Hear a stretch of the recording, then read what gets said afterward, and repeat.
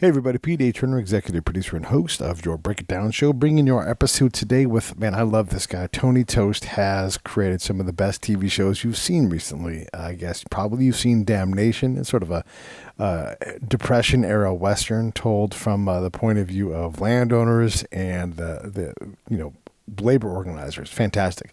Super violent, super cool, and I know you'd love that. You've probably all seen Longmire and or heard Tony talk about Longmire on the show before, or Craig, who wrote the Longmire books, talk on the show before. Always neat when we can connect these dots together. So there's that, and that's always on Netflix. And also, if you watch The Terror, Season 2, Infamy, it's sort of a Japanese ghost tale set in the story of World War II Japanese internment camp America, and another fantastic thing. Now, look, Tony makes these... he gets paid a lot of money to build these shows, and his knowledge is incredible. And when you look at where this guy comes from, I mean, growing up in trailer parks, working in a pickle factory, not making any money for years as a musician and a poet, and then just jumping on the scene with some powerful, powerful scripts. And next thing you know, he's making shows because he's got a PhD in poetry and understands how written word works, but there's still so much to learn and do. And he's learning it as he does it on these major shows. Super, super, super interesting. I mean, just stay with the show. We was super windy. It was Santa Ana's were going on when we recorded this. I've done a pretty good job of cleaning up most of that, but it was a challenge that day for sure. By the way, this show is brought to you by The Pete's, and so that's really cool. Hey, one thing real quick I wanted to say too, because it's the giving season, it's the time of year when you start to think about what are we going to do next year for our charity thing. If you run a small business, if you run a medium-sized business or a large business, or you're just someone who has a charitable charter, hey, Save the Brave. Help us help veterans with PTSD. I'm one of those people, and I'm telling you right now, it's communities like this that create fellowship and working together on things. This is really where your money will go a long way in helping veterans want to stay alive. Veterans are loving Save the Brave, and those that love veterans support Save the Brave. Go to the donate tab, click on monthly, or do a one-time donation. Either way, I would ask you to consider that for your 2021 plan for giving, and or close out your 2020 with the giving gift. Okay. Besides that, I'm telling you, you are not going to hear conversations about producing TV shows like this, where you've got this NFL actor player who's talking about what it's like to do that, and then Tony talking about all of the different knobs and dials and showing you the cockpit of being a showrunner. You're just going to love it. I'm just so happy with this episode. So let me know what you think. Here comes Tony Tost. Lions Rock Productions. This is Jay Moore. This is Greg Cruz. This is Bryce Vine. This is Dexter from The Offspring. This is Nathan This East. is Sebastian Younger. This is Daryl Ames. This is Stuart Copeland. This is Mick Gillette. This is Andy Summers. This is Dr. Bob Greenberg. This is Gabby Reese. This is Rob Bell. Hey, this is John Leon Guerrero. Hey, and this is Pete A. Turner. This is Tony Tost. You're watching the Break It Down show. And now, the Break It Down show with John Leon Guerrero and Pete A. Turner. All right, I dig it. Hey, the Pete's back at it again, by the way. Pete Koch sitting in studio. The Santa Anas are blowing like crazy here, fellas. I mean, it blew over a motorcycle. It knocked stuff down inside my tent. Is it windy where you are right now, Tony? It's a little breezy, actually, this morning. We've got, like in our bedroom here, these little sliding glass doors were kind of rattling this morning from a little bit of, I wasn't sure if it was an earthquake or if it was wind, and it turned out to be wind. So yeah, but right now it's not too bad, but there's a few gusts. Yeah. For anybody watching, this is Tony's second visit to the show. We had Hilliard Guess and you on before. Hilliard, of course, is a writer like you. And I thought it'd be fun to bring in Pete because he's an actor, and to have you guys have these conversations, especially right now. Like you said, the industry shut down, not really doing a lot of stuff. I thought we could have a cool chat. Yeah, no, it's great. It's fun. So thanks for having me back, and thanks, Pete, for joining us. Yeah, Pete, and Tony, if I could jump in, and the process of people that write the material that you write so well in my businesses in the show business kind of thing, in the TV, the episodic, and looking at your your history, your background, and a ton of formal education. Yeah. Yeah, no, I mean, no doubt about it, right? Yeah. So you've got a Yeah. master's and a PhD That's right. in writing, and so, but and you're an award-winning poet. So how does it's a big question, but I mean, I have to say that caught my attention because I don't know how many Yeah. people that's the route they take and they end up in Hollywood with years of success. So how do you make that jump? And at what point were the wheels spinning on writing screenplays versus poetry? Yeah. Well, yeah, no, it's been a little bit of a weird, windy path. Like, I think the seeds of it was like I did not grow up like I'm a first generation college student. Grew up in small towns, trailer parks. My parents both graduated from high school. They were like the day and night custodians at my elementary school. So we didn't have like tradition. It wasn't a cultured upbringing, though we loved Clint Eastwood movies and Burt Reynolds movies and country music and stuff like that. That was kind of my foundation.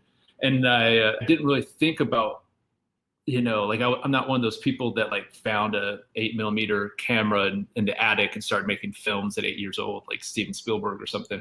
I didn't even think about myself as being creative until like I graduated high school. I was working at a pickle factory. I was always into music, and I'd kind of decided I wanted to take a creative writing class at the local community college because I wanted to be the next Kurt Cobain, and I wanted to write music lyrics. And then I kind of accidentally discovered that actually I was into the words and the writing, and plus I can't really sing, which was and then around that same time, like I'd always watched Westerns and crime films with my dad, and we stumbled upon Quentin Tarantino's Reservoir Dogs. And so I watched that all the time. And then around the same time when I was kind of getting into creative writing, Pulp Fiction came out. And that blew my mind. It was because I was already looking forward to it because like Reservoir Dogs was kind of my favorite movie, and nobody knew about this guy. And then I went and saw it in the theater like 7 times, and I just went head over heels for it. And I actually started writing scripts. Then I was like, okay, I want to be the next Scorsese, Tarantino, Spike Lee. But I didn't know how to get there from where I was in small town America. So I just decided I just kind of kept in school. I did 2 years of community college. Then I went to this kind of Christian college in the Missouri Ozarks and did lots of theater. That's where I really got into poetry. And then my plan was to go to film school after finishing my undergrad. But then the economics kind of reared their head. Like there was no way I could afford film school. And so I decided to apply to poetry programs. And then even then, like the economics were really like I got into some really top programs like at Johns Hopkins and stuff, but I literally could not afford the drive from the Missouri Ozarks to Baltimore to go there. But I did get into the University of Arkansas, which was like a 2-hour drive. And so I went to the University of Arkansas, did a 4-year MFA program there, played in bands, and then my first poetry book got published and got this literary award right when I was finishing up my MFA. And so I kind of thought, well, okay, I'm a poet now because I can get a job, I can get health insurance, I've got a career path now other than being a drunken idiot in a band. But then I met my girl. I started dating a girl who's now my wife, and she was moving to North Carolina to do a PhD. And so I moved with her. We'd been dating for like 2 weeks, and we were just madly in love. And so I just went with her.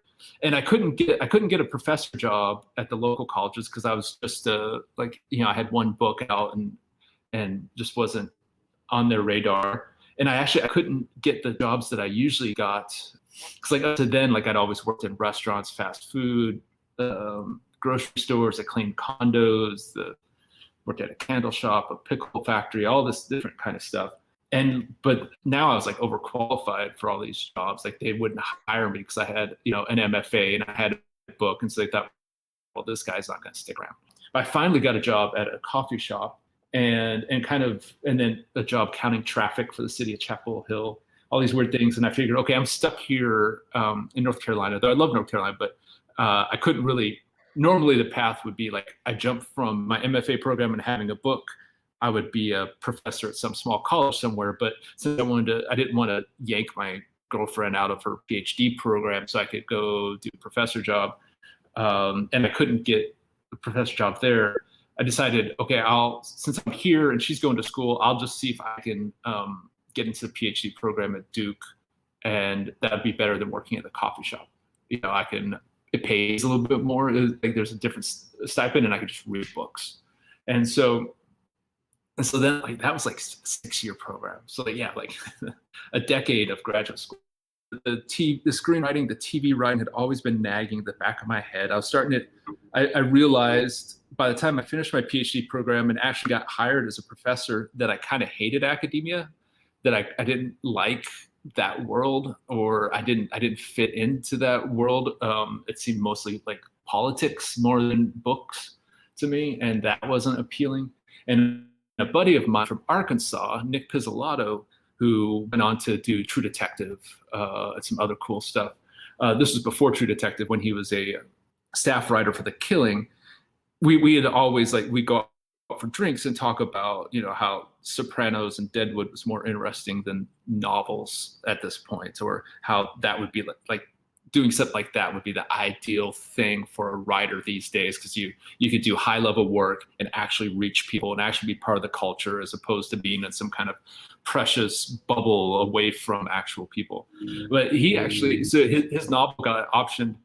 He actually broke in as a screenwriter, and for one, it's just like, oh shit, my buddy just did this. And also I realized I'd always just thought it wasn't for people like me, it was for Ivy League people to do the Hollywood writing thing, that I just wouldn't have a chance. But then I realized if I could, Nick got in, he didn't have any connections. He just wrote like a maniac. And so he offered to share, if I wrote some scripts, he offered to share them to his agents to see if they, and put in a good word for me. And so that's what I did. Like right when I was getting ready to start my professor job, I wrote a pilot for an original show and gave it to Nick. He gave it to his agents. They seemed to really like it. They asked me if I had any more, and I said no, but I can write some more. So over the next 2 months, I wrote the next 3 episodes, and then then what happened was really weird, and I now realize it's kind of out of the ordinary. Basically, those agents, they passed my scripts around, mostly these 4 opening episodes of this TV show that never got made, called Tangle Eyes, kind of a modern Clint Eastwood, Sergio Leone Western, but set in the world where I grew up in rural Washington State, which is a small town that was right next to the Muckleshoot Indian Reservation. So it was kind of a little bit of almost a throwback Western, but set in the modern world. And those scripts, I ended up getting a manager and an attorney, and they set up a week and a half of meetings. So I flew in. We were living in Seattle at the time. I flew into LA for a week and a half, and it kind of, my career happened over a week. I took a bunch of meetings. I got a job working for Longmire out of those meetings, and I got 3 pilot deals. I sold a show to a studio in the room when I met with the people, and then got hired for 2 more pilots. And so I flew back home after this week and a half, and it's oh shit, I guess I'm a writer now. And so I quit the professor job, and then just started faking it for a year, to try to the first episode I wrote for Longmire, that's the 3rd script I'd ever written in my life. I'd written 2 scripts, I guess it was the 5th, since I'd written 4 episodes of my own TV show. All of a sudden, oh God, I'm doing it for real now. And so I kind of just tried not to let on how terrified I was, and wrote 2 episodes in the first season. My wife, we were in Seattle because my wife was doing a postdoc. This is a long answer, I apologize. But and then we moved to Ann Arbor for her professor job, and I wrote 4 episodes in season 2 for Longmire because they liked the first 2 episodes that I did. And then I asked the showrunner what I had to do to be kind of full-time staff and not be a freelancer. And she said, well, you have to move to LA. And so our family moved to LA, and then I kind of went on the producer track, and I ended up being on the show for 5 seasons.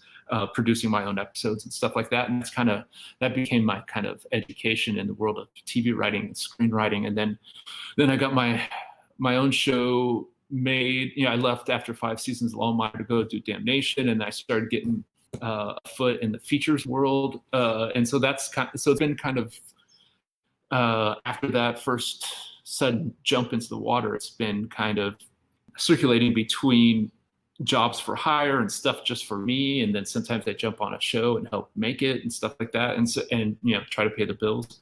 So that's the very long answer of how I went from, like, I think I was more of a imposter in the academia world than I am in Hollywood. I feel much, much more at home here. And I don't know if that's just because of temperament or because of my class background or that I'm just happier creatively. But it felt like I kind of escaped academia and got into my briar patch, as opposed to kind of leaving home and heading out into something foreign. That's an awesome answer. In here. Yeah. So what else should we talk about in the 2 minutes we have remaining for that? I want to lay this out for the audience. Who, first off, if they don't know your work, I mean, Longmire was great, and I remember I caught on to Longmire pretty early, and your name just kept growing in the show. It kept all of a sudden I'm like, who the heck is this guy? He gets this world so well. That's the first thing. The second thing is if you were to tell that 18-year-old kid who maybe goes to community college because there's some courses there, if you were to tell him where you are now, would he even be able to? Because you came so far, man. Yeah. Well, I think he would believe it because I've been blessed with a good amount of self-esteem creatively. So I was like, oh yeah, no, that makes sense. Yeah, that's probably where I'm going to head up. No, I mean, I think sometimes. I mean, I do, like, I wake up,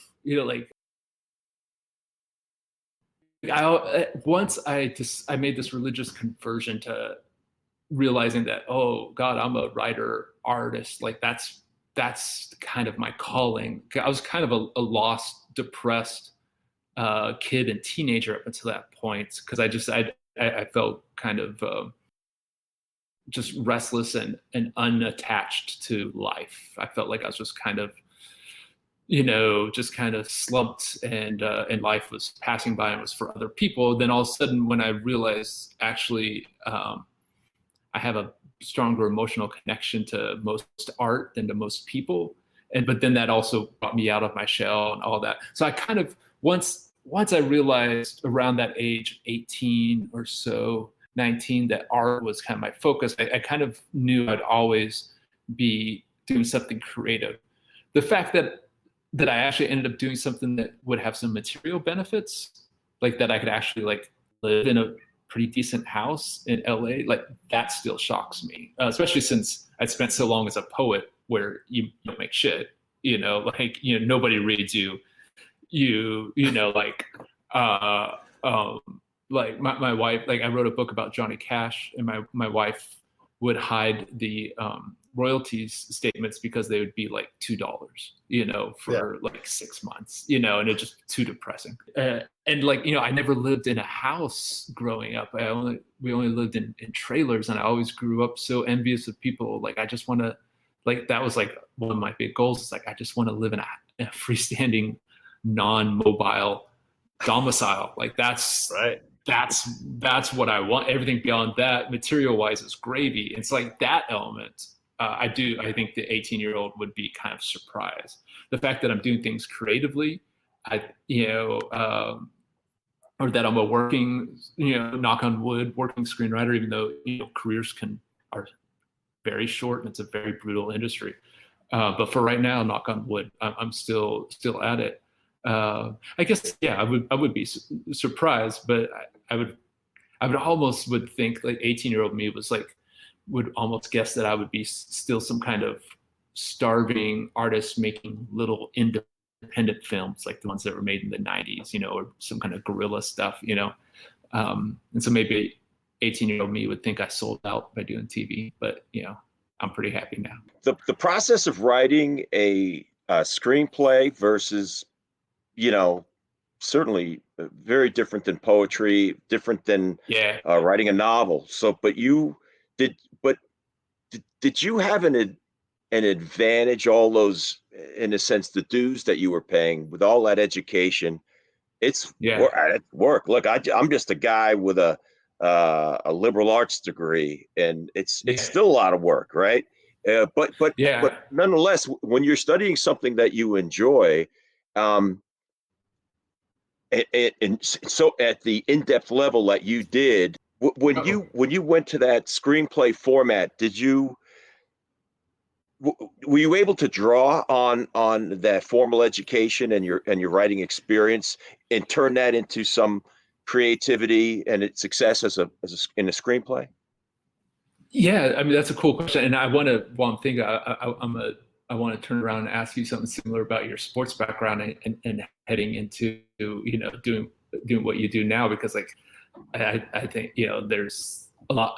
I think I mean I was I was a shitty athlete. I wasn't a professional level athlete like you, but like I loved playing sports, and like that actual spirit, like I think just of being being used to being yelled at by coaches and still being able to like function, like like some writers I think or just because their background, like to just to be able to like oh yeah, okay, I'm doing it wrong, yeah I can adjust, I'm not gonna fall apart, or but also like enjoying like being part of something bigger. But anyways, I'd love to hear your thoughts on that. But what you're asking, I'd say yes and no, which is of course a cop out, but very specific. The yes is poetry. I think was a great prep for screenwriting. One, because at least the poetry I wrote was so image based. It's very much about trying to put specific images or feelings in a viewer's head, and it's the juxtaposition and the creation of images in order to express some emotion. And that could almost be the same description for a screenplay. Like ultimately, you're writing, even though a lot of people, even writers, focus on the dialogue, screenwriting is ultimately writing in images, and cinema or TV at its best functions as a series of images with supplemented by dialogue. I think, unless you're like Aaron Sorkin, where the dialogue, or Milch, where the dialogue is so good that it can carry things. To me, like the images and the actual faces and the landscapes and what you see on screen, that's the story, and the dialogue rides along with that. That's kind of and so like with that kind of, and that could be a little bit of my love of westerns too, or the kind of stuff I like to write. It's a little bit less talky and a little bit maybe more laconic. But the poetry, the best poetry I think is kind of condensed, and you're used to kind of winnow down to the essence. That's very useful for screenwriting. And I think also years spent writing just for the joy of it. No, not really having an audience, not having really material benefits, but having to trust my inner voice, and also being able to accept failure as the kind of wages of creativity. All of that was great prep for a screenwriting career, because even as a working screenwriter, 80% of my working life is failure. Stuff doesn't get made, has to be rewritten. Stuff, I go up for jobs and I don't get them. Like that's a large part of my working day is just failing. And poetry, if nothing else, is great practice at failing. So all of that was great prep for screenwriting, and it's actually I think easier, to come to screenwriting from poetry than from fiction, because in fiction, so much, at least in a lot of fiction, it's so much internal monologue, and it's so much kind of voiceover, and all those things you can't really carry over to scripts, because scripts, again, are more externalized. It's less internal voice. And I have a lot of writer friends who are trained as fiction writers, and I think that's kind of the biggest jump for them, is to jump from an internal monologue and an internal voice to kind of externalized storytelling. And so even though I didn't have training in terms of narrative or drama, I did have training in terms of, like what I was saying, juxtaposing images and trying to capture people's attention. Now the PhD side, the critical side, where like that part of it was terrible training for it. I had to go out and like had to go kill that part of my brain. Like I still have to, like when I'm like pitching something or when I'm like outlining something, sometimes my my critic voice or my scholarly voice creeps in, and it's just death to drama. It can be so didactic and abstract and so kind of keep you at arm's distance from the immediacy of what's should be going on. Like that's something I still have to overcome. Like it creeps in less when I'm actually writing scripts, because when I'm actually writing scripts, I'm watching a movie in my head and I'm writing down what I see. But when I'm trying to get a job, or I'm trying to like write a summary of what the show is about that I want to make, or the movie I want to make, I have to like constantly battle that internal academic. And plus also so much of academia, I think, is, especially in the, like in the English departments that I was in, so much of it is about adopting the right political stance. That's and to me that's also anti-art. That's like not artistic. Like artists should be able to kind of disassociate their own political beliefs from what's going on the page and let their characters have their own inner life and their own inner dignity, even if we vote the same or do the same thing as our characters. And there's a urge to kind of editorialize or comment upon the morality of the politics that happens, I think, a lot in modern academia that I don't think, and that is kind of creeping into entertainment more and more, which I personally, I think is not necessarily what art's best at. So anyway, so yes and no in those kind of specific ways. What about you, Pete? Yeah. So I'm so curious about going from a high level professional athlete into doing this. Like, was that good preparation for you, or what, or did you have to kind of adjust or evolve differently, or how much did you carry over? Like all of that, like it's such a cool, like it happens a fair deal, like of especially it seems like former football guys. There's like a tradition of, even from like Burt Reynolds, playing a college star, I guess, in Florida and stuff, and there's a it was Florida State, and so, but I've never really heard anyone speak about that transition. I have thought about it, and there's a long history of NFL players that have had successes in Hollywood. Fred Dreyer, Alex Karras, and I see it this way. I see my training as an athlete at a very high level. I think it cuts two ways, and I do think there's a reason that football players, more so than basketball or baseball or tennis players, that tend to make it, and it's just my belief.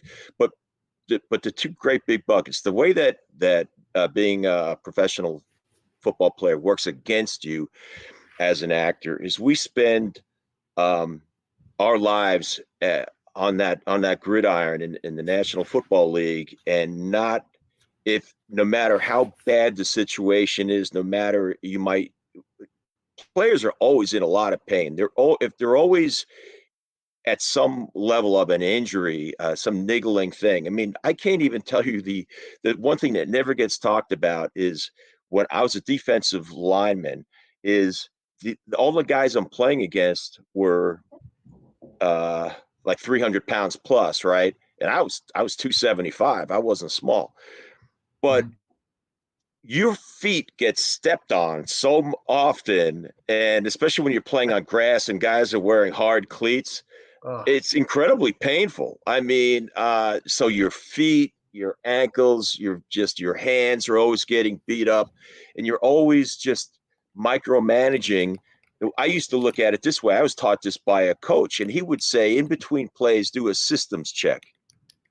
What's a systems check? So just imagine if you could for 1 second, playing in Kansas City, at the beginning of the season, 97 degrees, 97% humidity, and you're on the field for an extended drive. So I tell people, here's a good way to look at football. Football is a game of abject violence, 6 seconds at a time, every 30 seconds. So there's 30 seconds, the whistle blows, get up off the ground, get back in the huddle, call the play, get ready, and then the quarterback says, hike again, bam, it's chaos, it's violence. The average football play is about 6 seconds, and then you get 30 seconds to recover from that. It's incredibly demanding. So a systems check would be, think about where your head is, think about your body, think about your breathing. You want to control your organism to optimize your recovery, because you're not going to be like when the first play of the drive where you've been sitting on a bench with a Gatorade for the last 4 minutes, you're fresh and ready to go.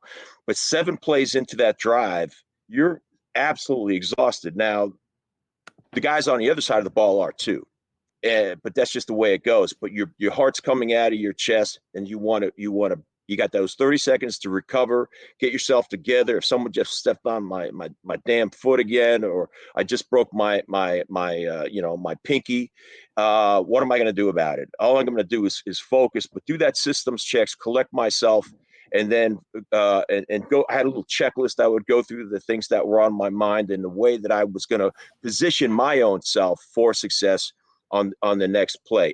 It's always the next play. It's always the next play. By the way, if that last play you did something great, you sacked the quarterback, made a great tackle, good. Or if you got blocked, or if you fell and missed the tackle, no matter what happened on that last play, that is history. That's got to go way back, all the way back. So you learn how your memory's got to work very selectively. The only thing that matters is the next play. So that training right there, when it comes to taking direction, when it comes to being prepared and understanding what professional preparation is, I think that serves and has served me and serves athletes very well when it comes to acting. This episode of the Break It Down Show is brought to you by Lions Rock Productions. That's us. We publish, evaluate, and develop podcasts just like this one, consult others to build their own, and create associated content and content marketing strategies. So if you're launching or expanding your social media presence, your business or your personal brand, or if you just want to take your media presence to the next level, reach out to us on Twitter at Pete A. Turner or at JohnLG69 at the Break It Down Show. There's 1,000 ways to get a hold of us. Now enjoy the show. And has served me and serves athletes very well when it comes to acting. I was going to say, one of Pete's friends was on the show, and he was a professional bicycle rider, like BMX rider, and his attention to detail, the requirement for preparation, because you can't go in unprepared. You have to do a trick 1,000 times. And when you put that discipline, on the stage in front of lights, they're just incapable of being unprepared. No, that is so cool hearing about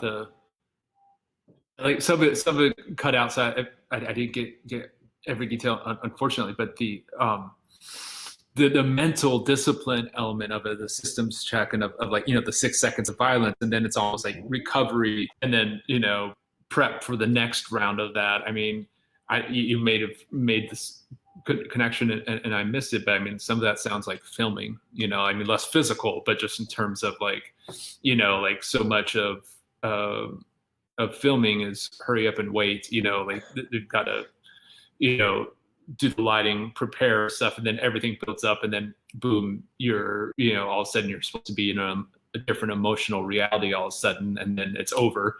And then you have, you kind of probably, have to prep yourself for another one, and also pace yourself. Like one thing, I used to always be kind of assholey dismissive of actors and actresses, because I just thought they were, how hard can it be to look pretty and memorize, say things that other people wrote for you. But then the first time I was on set, I was like, oh, holy crap. This is work that I would not be capable of.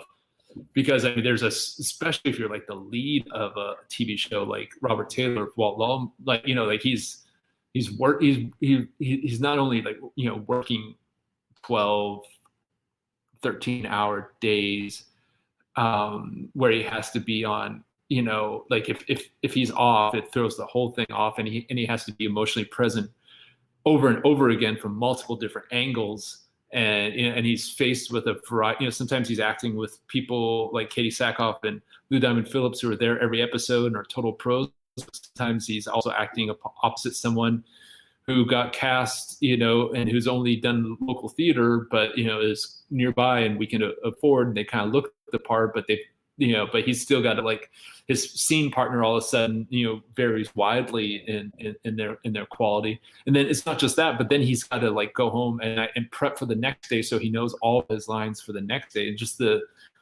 physical and the mental and emotional exhaustion and the resilience necessary to do that. Like, all of my kind of disdainful thoughts about actors and actresses was instantly evaporated. Like, you know, like all of a sudden I was kind of humbled by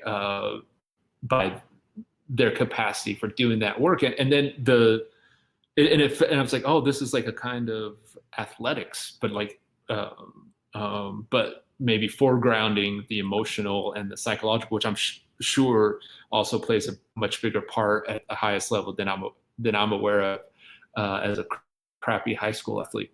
But all that is fascinating, and it's like, you know, like thinking about like what other kind of athletes, like football actors, you know, do really, football players, and then pro wrestlers seem to be able to make the transition pretty well. And I don't know if that's just like the physicality of that kind of ruggedness, or if there's a similar kind of discipline involved in terms of kind of that systems check and then a sudden spurt of intensity and then reset. You know, anyways, it's very cool to hear about all that.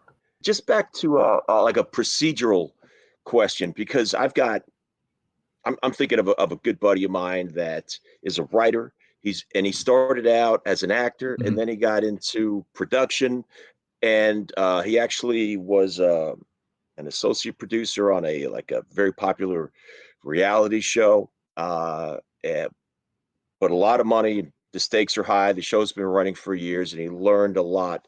And then he's a very talented writer, so he got into that game too. So he's got these, but he's just right there on the edge, but looking to go to the next level. And he talks about his ability. He's got formal training and successes in production as well as writing, and you're doing both. And I think he talks about that as sort of it's a vaulted position that you would have to work yourself to, and you've done it right through your writing and given the opportunity to, I don't want to put words in your mouth, but to put your arms around the production and have a greater impact. Could you speak to that a little bit? And I guess now that you're moving, just going up in your career, wearing multiple hats, and how does that shape your life, and what kind of a challenge is that? I think the wind is kind of causing our wireless to not work great. So we'll let him pop back in, but we'll check in with Pete. Hey, Pete, how are you? Hey, Tony's awesome, man. The stuff he's his background is absolutely staggering. Yeah, and his successes are great. Tony's back. All right. Hey, I think I got back on. It's nice to see you guys' faces. I didn't get to see your faces for a while. So Pete, I think it cut out a little bit, but I think you were kind of asking about the kind of duality of both writing and producing and doing that. Yeah. I mean, that's, so there's kind of a truism that you write a show 3 times. Like, you write it, you write it on the page, and then you write it again when you're actually on set producing it, and then you write it again in the editing room.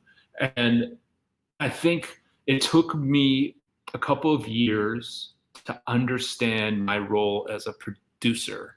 I think I wasn't on set my first season on Longmire, But then season 2, our showrunner, Greer Shepard, who was amazing, she, on her own dime, she flew me out to New Mexico so I could be on set. And she kind of basically took me under her wing. She's like, okay, I think you're going to have your own show someday. You need to learn how to be a producer, not just a writer. And so she kind of flew me out, but this is before I was full-time and the studio would pay, so I could be on hands-on experience producing. And at first, and Robert Taylor from Longmire, he would poke fun at me gently because he could see that I was doing this and he knew where I needed to go. First I thought my role to be on set was to be the defender and protector of the script. Like I've got the precious holy word in my hand in the script, and I'm to be on set, and all these barbarians are trying to lessen the purity of this script, and I'm here to defend it. Like I wasn't like a jerk about it, but there was this kind of anxiety, high-strung kind of thing, and I would always be intervening if things didn't go exactly as they were. And then I gradually realized that no, actually, I'm here. I'm more of a midwife. Like the writer part of me is like, I had my turn on the page.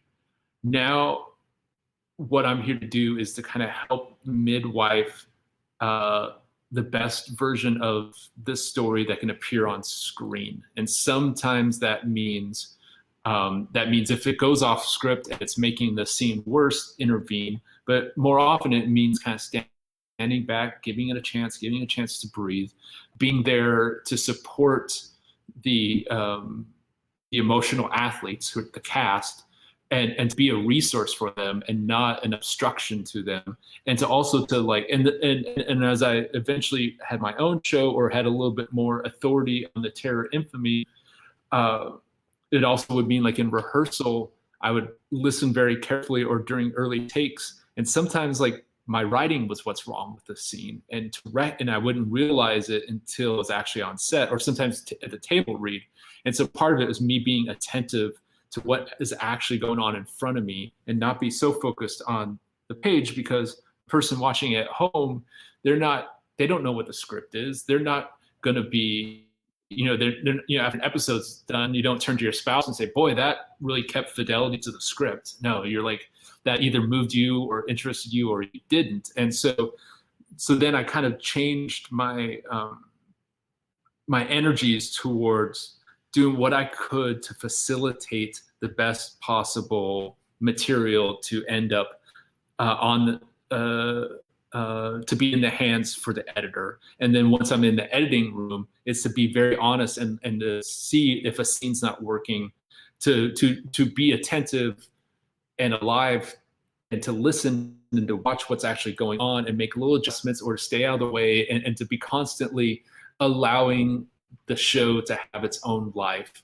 and to be a part of that, as opposed to an obstruction to that. And that's all a little hippie, loosey-goosey, but it's kind of a vibe or a feel, and it's orientation. Also, a lot of my job is to prep the directors and the department heads before the episodes that I write. So that means, walking through scene by scene. This is what we're aiming at the scene. This cast member sometimes has trouble with this type of scene, or has this tendency. Look out for that. Really, getting everybody, all the different crew members, whether it's production design, stunts, art department, cinematography, the camera department, make sure everybody's kind of making the same show and everybody knows what the vision is, and also allowing input. It's a little bit, so you kind of always go from being the player on the page to being the coach in a way, or and that's, and then finally when you're in the editing room, you're kind of the artist again. And it's less about kind of facilitating others than being discriminating, being very honest, and sometimes trying to recognize where there's problems and try to come up with solutions and things like that. And then, so that's that element of it, seeing, it's incredibly deeply satisfying, especially if it turns out well, to go from being in the writer's room brainstorming an episode then then kind of writing the cards out kind of beat by beat. These are what the scenes are, adjusting that, and then writing an outline, getting feedback, adjusting that, then writing the first draft, the second, the third draft, and then you have your script, and then you get actually into prep, and you realize, oh shit, like this version of the script is over budget, and it's like, and it's going to be too long, and we can't get this car, and we don't have the time to do this, so now we got to adjust that, or we get, and so then the script, so then you go from adjusting the script to the actual material conditions of filming it so you can actually film it, and then prepping the director and the team, being available to the cast if they have questions or if they have hangups with the with scenes. So like I tend to have, like my request of the cast is that if they have problems, like just let me know ahead of time and we'll talk about it, and maybe we can find something better, but don't do it on set. Like if there's real issues or something hanging up, just like I'm open all the time, and often I'll revise with feedback, because especially regular cast members know their characters better than anybody else and know their inner life, and I want to give them the material that they need to actually I would rather have them perform at 100% of a version of a scene that's slightly off of my intention than to like have them stick to the intention and be only at 80% effectiveness. Like I want to find that happy medium where we're both happy. So it's a lot of that. So to walk through that stage and to actually be on set and to give feedback to the directors, to say, like, I don't know if we got the scene yet, or I think we've got it, or I think we're going to need a shot at the, over here so that we can have this in the edit. Like being in production after like I was involved, like worked very, very closely and had the final edit on every episode of Damnation post-production, and going through that process of being in the editor's room and realizing, oh shit, we don't have this, we don't have that. You do that enough, you start to anticipate what you're going to need on scenes and what you're going to, I'll be sitting in Video Village and imagining myself in the editing room 2 weeks from now, and like, do I have what I need to have a couple of options, or if so it's a lot of stuff. But then to see it through the editing stage, and then to like work with the composer on scoring it, and to like mix it, all that stuff, like, and then to have it finally go out and be out in the world, like that's so deeply satisfying, because there was nothing and now there's this, for better or worse, this thing, and you were kind of there raising it from nothing to something, and then now it's out in the world. It's a very addictive, enjoyable process, especially if you're on a show you believe in, working with people that you like, which has been pretty much my career so far. There's a lot of detail in what you're talking about. I mean, it's not just the muse and you write and that's it, but figuring out how to get a good guy that can get any car that you need so you can get the shot with the right car. I mean, that's not stuff we think about. What are some of the things that you have picked up along the way? You're like, I never even knew this job existed, and I could not live without it. Well, I mean, I never realized how essential a great prop master is. Just because like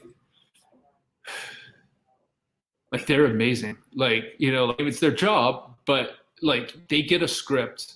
And especially, my last two shows have been period shows, one set in the 1930s, one set in the 1940s. Now I'm sitting at home like, oh, wouldn't it be great to, so he picks up a sardine can and throws it at a candle, and then somebody pulls out a revolver and shoots it. Like, those are just words, and it takes me 2 seconds. He's got to, like, the prop master's actually got to go out, find those things in the real world on a budget, like in like a couple days. Not only that, but give me some options so me and the director can be creatively happy with what they've got. Like, on Damnation, I had this idea for a steam-powered sex machine. like a strap-in steam-powered and edited this to a dildo, basically, and it played a part. And so our problem, like, he had to find someone to build that. They had to ship blueprints with me. We had to like, fine tune the shaft. Is it going to be wood? Is it going to be metal? We ended up with like lacquered wood. Is there straps or no straps? What color is it? If we build it, does it actually it has steam power so that when you turn it on, you can actually see the steam, but it's also got to work reliably because we've only got so much time. We shoot an episode in 7 days. We can't be standing around waiting for the sex machine. So it's got to run over and over again. Like that's like one scene on one day. And at the meanwhile, he's finding all this other stuff. So that, you can live or die with with your set dressing because like so much, we fetishize, like cinematography is amazing, but like a good cinematographer can only do so much. It can only work. It's not just lighting. It's the overall mise en scene between what's there in production, what's on the walls, what's dressed there. So you have production design and art design designing the set or finding the location. So like a locations manager is essential because like you write, like the scene takes place in a barn. Okay, like we're filming in Alberta, Canada. We need a barn that someone will actually rent out to us for a day that's within a radius so that it does, so we can actually get to it. And we have to pair that up with probably one or two other locations so that we can make an actual day of it. And so like that's the location manager, that's the first AD, and that's the line producer of coordinating all of that so that we can actually film there. We first like the logistics of the prep of doing all that. And then, sometimes a day or two ahead of time, the owner will change their mind or say, oh, I forgot that we've got, this going on. Is that going to be a problem? Yeah, it's going to be a problem to have a circus going on next to where we're filming. We got to find someplace else. But then, so you get that location, you get that barn, but then you get inside and the color's all wrong. So, you got to get the production design got to send in painters, and then we got to actually dress it so it looks right. And we've got to actually get rid of all the modern equipment, find period appropriate equipment, and then set it up so that it looks like it's been used every day for years in 1931. And and then we got to somehow figure out how to get lights in there so it looks good. And then assistant directors got to figure out where we're going to put the circus, where all the trucks are, and where we're going to have lunch. And so like there's this, you see like this tiny thing on screen, and so if like in a scene, if you actually like turn the camera, you would see just hundreds of people running around like doing all this prep work, all this preparation, just so that you can then try to create a space that feels natural and looks lived in, and move on to the next one. The degree of work that it takes to do that, I don't think you can anticipate unless you've been on set, but also unless you've even been on set, if you've been involved in prep, and just the amount of conversations, compromises, imaginative thinking and kind of persuasive negotiating that goes on, because you've also got to keep, you want to try to keep your crew, you want to be somewhat humane to your crew, even though it's such a hard job. You want to keep your cast engaged and invested. You also want to keep the studio happy in terms of both the product, but also in terms of your budget and your schedule. You want the network to be happy with what they're seeing in the edits and in dailies. You have producers involved who want to put in their 2 cents. And so like, when you're show running or producing, like, so there's that it's so much of your job is to advocate and to do the work behind the scenes so it doesn't impinge on the actual creative moment. So there's the muse part, but then there's also just the brute logistics and brute internal politics of it, which you're trying to kind of almost create a safety net for the creative people. And so like, again, as like a writer producer, to kind of recognize that like in the production stage and the prep stage, your kind of spell of creativity is kind of gone to the background a little bit. Now your job is to create space for other people, and then and then also to give yourself material so you can be creative again and edit. yeah, like that's some of my favorite stuff. It both gets me excited and gives me a little bit of a sick stomach talking about it because it can be so stressful. But it's like, but yeah, I can only call this as like addictive, and it is kind of like playing sports in a way, because you're trying to do your part to have this bigger thing work, and what that is changes minute to minute, hour to hour. Sometimes you gotta step in, and sometimes you have to be the bad guy, like accepting that. Like I'm a pretty chill person. I don't like confrontation generally. I don't seek it out. But I had to kind of, like when I was show running Damnation, each day I'd say, okay, who are you gonna let down today? Because I knew every day I'm gonna disappoint somebody in my decision. Like I can't keep everybody happy or tell them what they want to hear. And so it's just that's a given. Every day I'm gonna tell somebody my decision or make a request, and I'm gonna walk away and they're gonna bitch about it. And I just have to, and bitch about me. And I've just got to accept that. Like that's just part of the job. Like I wanted this gig. I get to have some creative input on it, but part of it is sometimes I tell people things they don't want to hear. And it's my job to do that, like as opposed to passively aggressively or just hoping things turn out, to actually say, like, I think you're playing this wrong, or I think we're going to have to redo the scene. I looked at dailies and I think we messed up that scene, and we're going to have to find time in the schedule and in the budget, and we're going to have to get that cast back, because I don't think we can responsibly allow what you filmed to end up in the final cut. And that's not a conversation that a director or a line producer or a cast member wants to hear.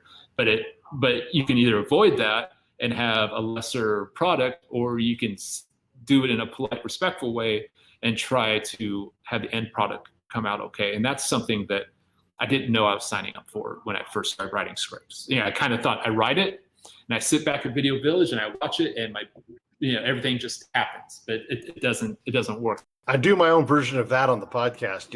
It's my job as the host. It's my job as the producer to get these things right. Yeah. And if something's not right, up to and including, hey, we're going to cancel today. Like today with the wind, it's probably affecting our wireless, right? Yeah. At some point I've got to say this is good enough or this is not good enough. And then like if the sound, like at first the microphone didn't sound good, I know that it's my job, regardless of feelings, to say we got to fix this mic. And it is not easy. I'm talking about small things. You're talking about people's livelihoods at times and their ability. Yeah, no, I've had to fire people, recast people, and it still, like, I think about it and I think about, God, that sucked, but like I kind of had to do it, like it wasn't the right fit, and that's like part of my job, I realized, and this is something I had to kind of teach myself, as part of my job is to create the conditions in which I can do my best writing. And so it's not just to like write and hope for the best and then be bitter when it doesn't work out. But part of my job is to, think about how I, what stories I decide to tell, how I want to go about, who I want to try to enlist to be my partners, how I present it. But also, like, when I pitch a show, like one thing I realized, when I pitch a show, and especially if it sells, like right now, we pitched a show set in the world of coal mining, West Virginia. We're negotiating two different platforms for it to end up with. So we don't know which one it's going to be. And so it's just, it will, once we hopefully close the deal, then I write the pilot script with their input. And then if they like that, then maybe we either make the pilot or we make the first season of the show. Most pilots don't go forward beyond the writing stage, but maybe it will. But part of my job, once we close the deal, and as I start developing the idea, is to find out the show that they think they're buying, check it with the show that I think I'm making early on, and if there's a gap, close that gap. And then, but if there's some things that they're not quite on board with yet, to try to teach them step by step and to enlist people so they feel ownership in it, so that by the time they get the script, they kind of know what they're getting. and there's no bad surprises. There's only good surprises, and they feel invested and they feel excited and they feel respected and listened to.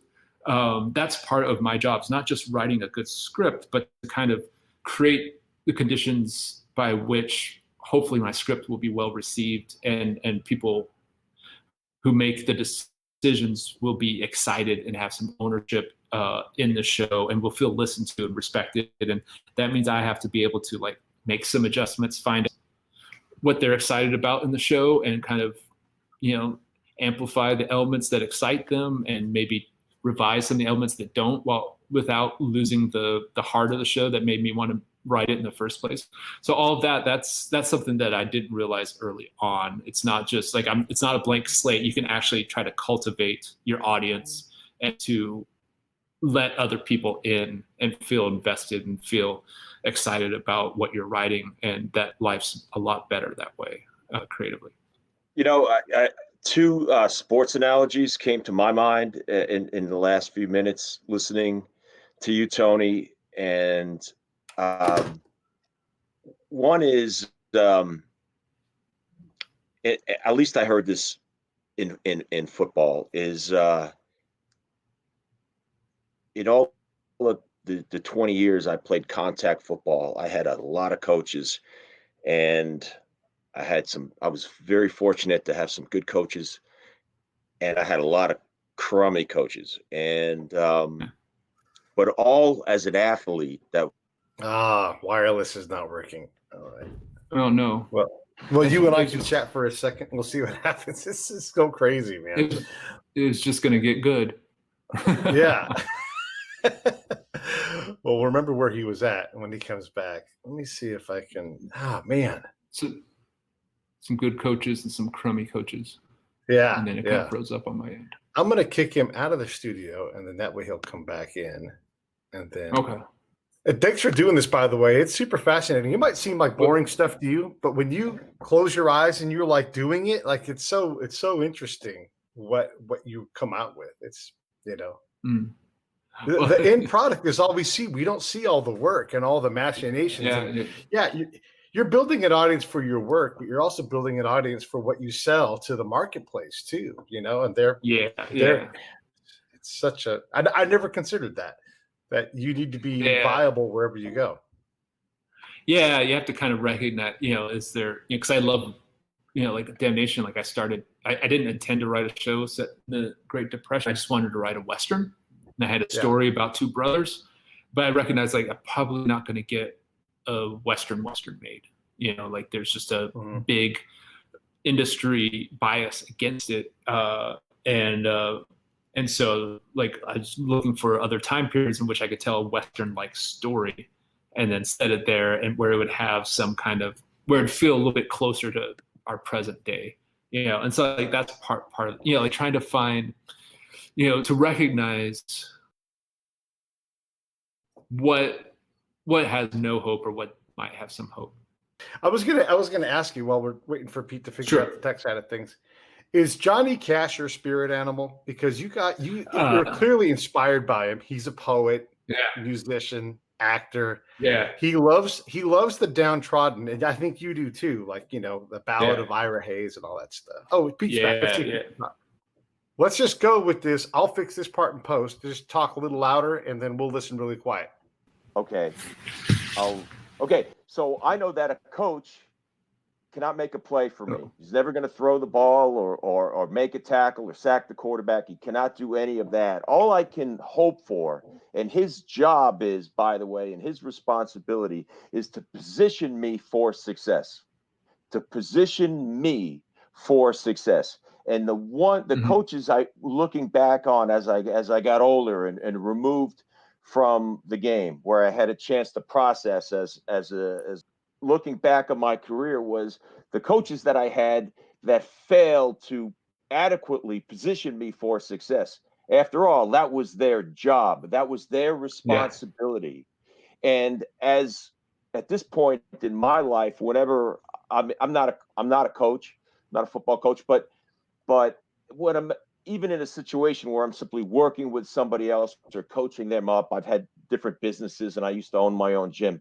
I would often think, what is my job in this position right here with this younger person that is counting on me they're counting on me, let's face it, to position them for success.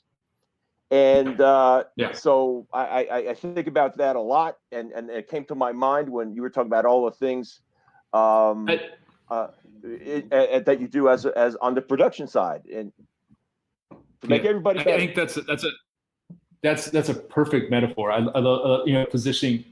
Yeah, especially. I mean, like that is because like as the person who is kind of responsible for the script, brought it in. The script better than everybody else.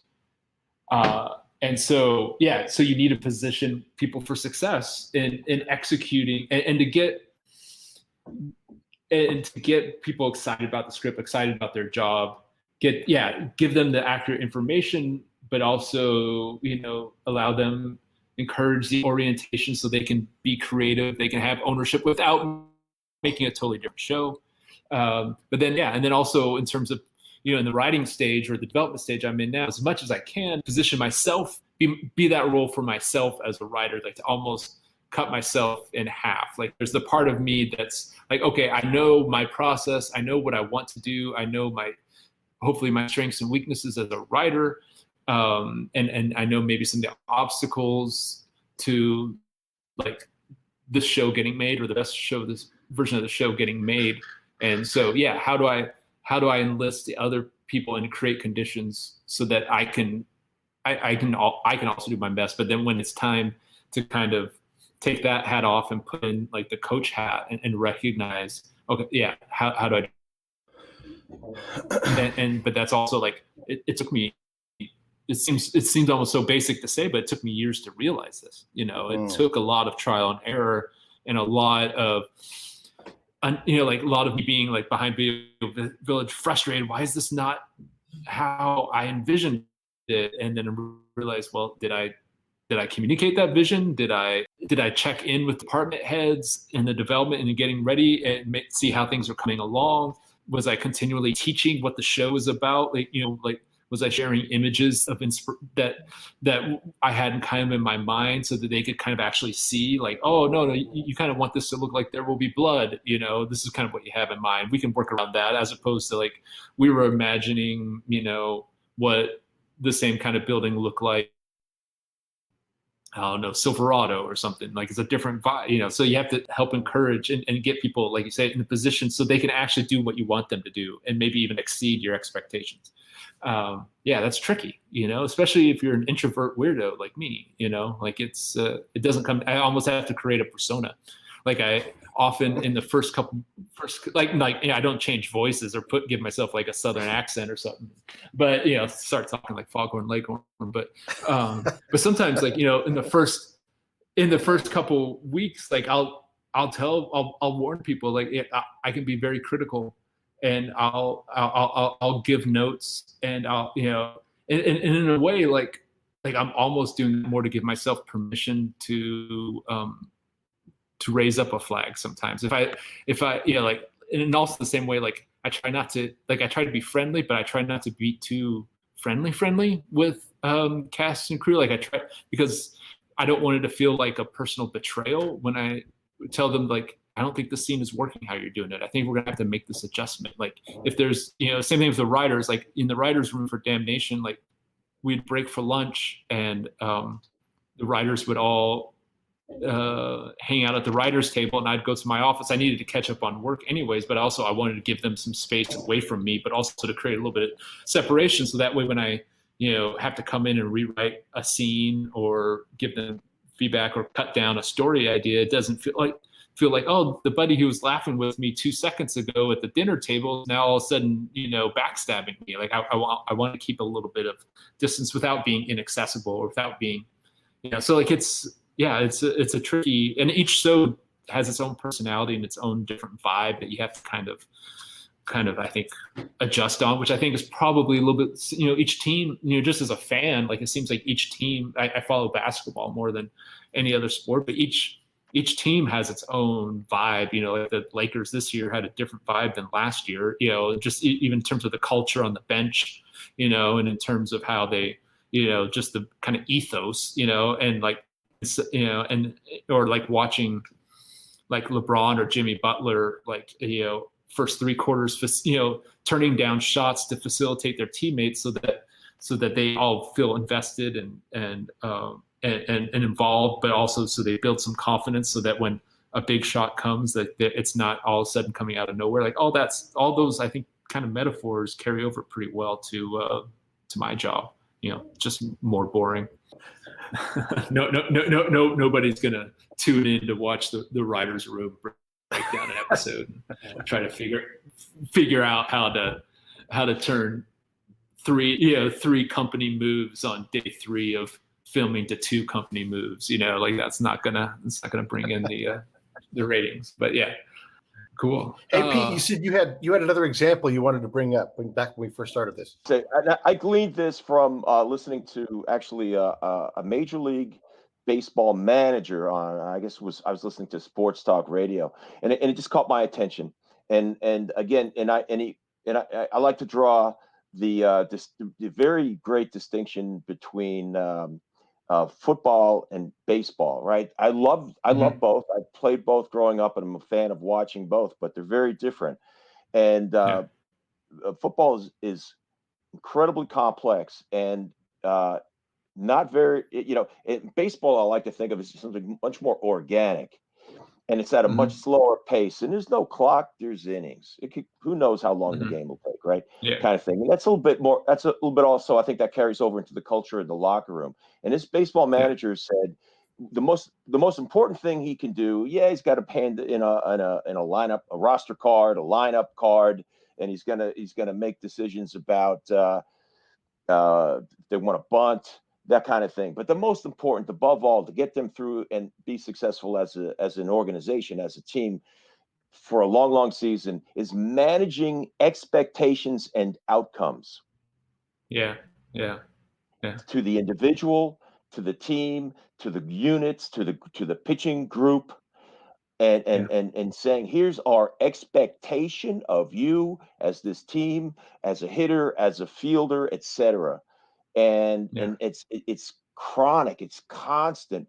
But do you have a guy that's in a slump and he needs to be picked up, or do you have a guy that's just hitting the cover off the ball and just leave him alone? You got some pitchers that need a pat on the back, and others stay clear of them. Yeah, they're in their own head. Yeah, you can't do any. Yeah, or some probably need to be barked at. Like they respond to they need it's like gauging that. Yeah, that's also managing the expectations and outcomes. Expectations. Yeah.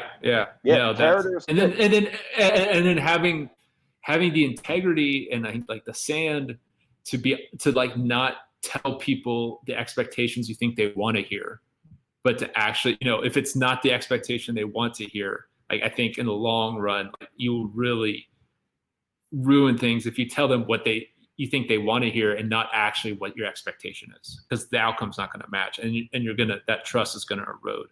And I've seen that happen of kind of, the kind of classic kind of Hollywood, like, oh yeah, you'll be a star. This this season's gonna be focused on your character, and then they come around and that season isn't. You didn't really mean it. You were just saying it to get out of that conversation, as opposed to having the harder conversations. Like, no, like actually the season's gonna be focused on our lead characters, but we think you can be a star in this role, and this is kind of what we have in mind to really shine, and actually, it's going to be really key, the dynamic between the two of you, and stuff like that, and kind of try to get them, like you're saying, like some fidelity to what the actual expectations are. And then, I don't know, like one thing that, it's also just good to find out, like on Damnation, like for all the lead cast, when we got to a certain point of breaking season 1, before we started filming, we invited each cast member to come in for a couple hours, and we kind of broke out to them, like, this is all subject to change, but this is kind of where we see your character's arc for the season. This is where it's going to go, so you kind of know what are we missing, about like what you're hoping, like and almost what excites you, what doesn't excite you, what concerns you, And then, and oftentimes the cast is like, oh, no, that sounds great. I can do that. If there's small things I'll talk about.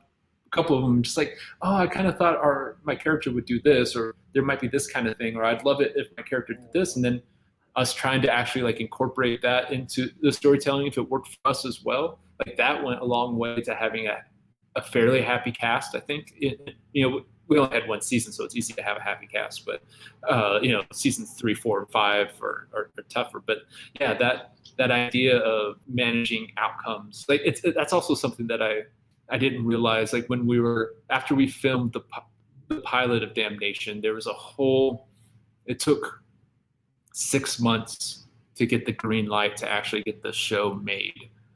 And one thing that like our main executive at the studio did is like we would finish a cut of the pilot we feel good about, and we would strategically invite 3 executives from the studio, from the network, to come in just with me, and to view the pilot where it stood, and then to give feedback.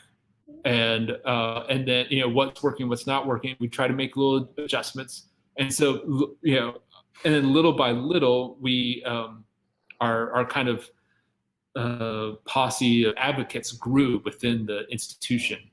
And that was like a good lesson. That's not something I would have thought of, but that kind of triggered this idea of like, in an honest way, like get the people who are making the decisions like on your side as much as you can. That's something that I think people coming in or trying to come in, you don't have to worry about at the beginning, but it's something you have to, that skill set to communicate clearly is so huge.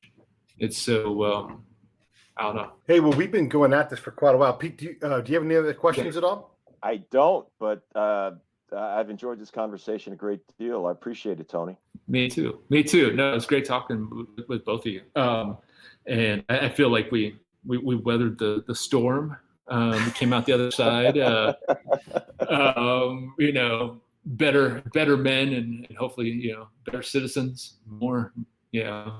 This is great. Thank you so much for inviting me. Thanks for chatting. It's a nice change of pace from normal sitting around and trying to come up with fake realities. It's nice to actually talk.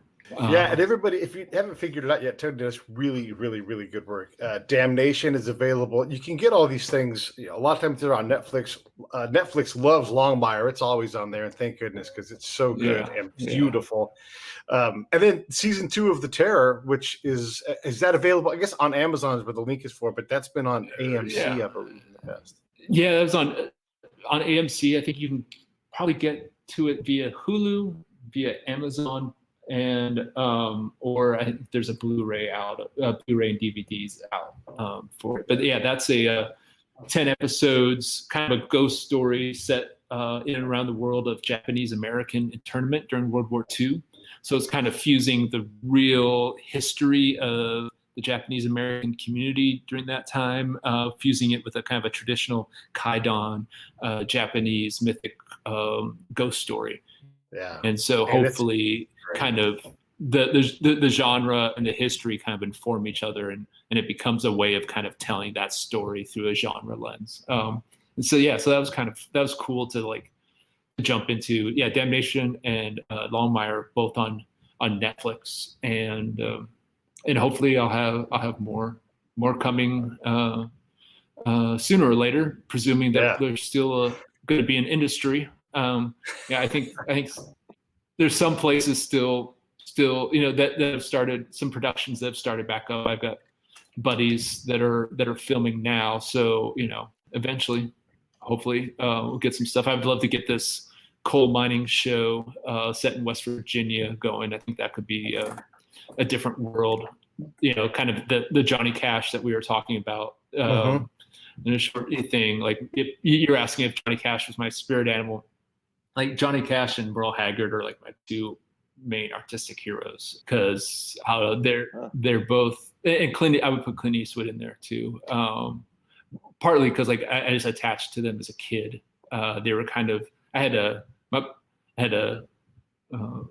a fraught relationship with my adoptive father, and so like in a way I kind of adopted them as father figures.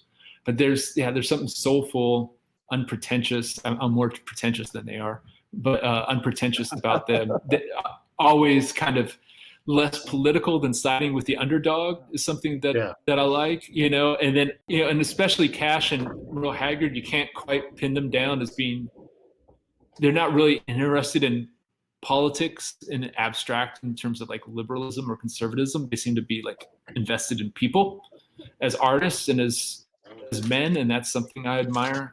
And it, you know, and just the fact that they're